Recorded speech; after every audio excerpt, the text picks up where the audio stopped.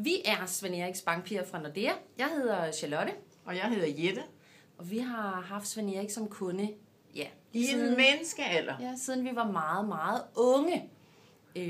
Så vi kender Svend Erik rigtig, rigtig godt. Og selvfølgelig også hans rigtig søde kone Søs.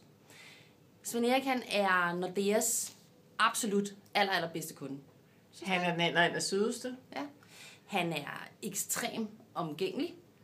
Og han er ukompliceret. Hvorfor? Jamen, det er jo bare sådan, at når vi fortæller ham alt det gode, han kan i Nordea, og det er jo godt, jamen så lytter han, og så gør han det. Ja. Selvfølgelig stiller han også nogle krav, men det er jo fair nok. Sådan skal det jo være. Han er meget usnoppet. Og så meget glad, varm, og har en super god humor. Og nogle gange lidt sort, den humor. Det kan vi altså godt sidde lidt og grine af, når vi har holdt møde med ham. Du sagde det der før med, at Svend Erik var loyal.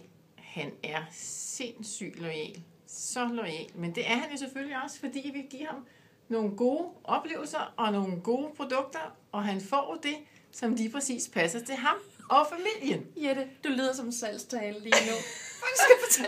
Okay, Svend Erik, vi vil jo også rigtig gerne markedsføre Nordea her, men det handler jo selvfølgelig også om, hvor super glade, som vi også sagde før, vi er for at have dig som kunde. Egentlig tænker jeg lidt, Jette, at på den måde Svend Erik, han er sådan som guld kunde i Nordea, så skulle Svend Erik jo faktisk egentlig have sin dagligdag inde på de røde tæpper, bonede gulve, inde i vores store hus. Men det, der er det fantastiske ved Svend Erik, det er jo, at han siger, at det gider han ikke. Han vil meget hellere være herude ved dig og mig. Han vil jo være i Glostrup, og holde det op, hvor vi holder af, at han holder af os. For vi holder lige så meget af ham. Der er bare lige et lille minus, vi godt vil fortælle om omkring Svend Erik. Ja. Og hvad er det? Fordi han har jo jordens sødeste og dejligste kone. Absolut.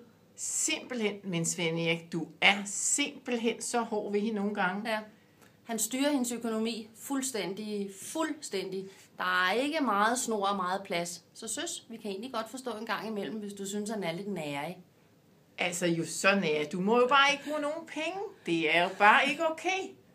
Så det må du få lavet op på, Søs. Det vil vi altså ikke stå inden for mere. Nej. Så,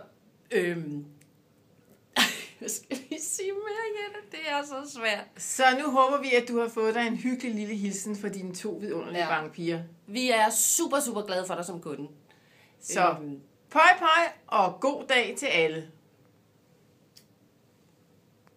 Det var nok. Den slår. 3 minutter. Den kører stadig.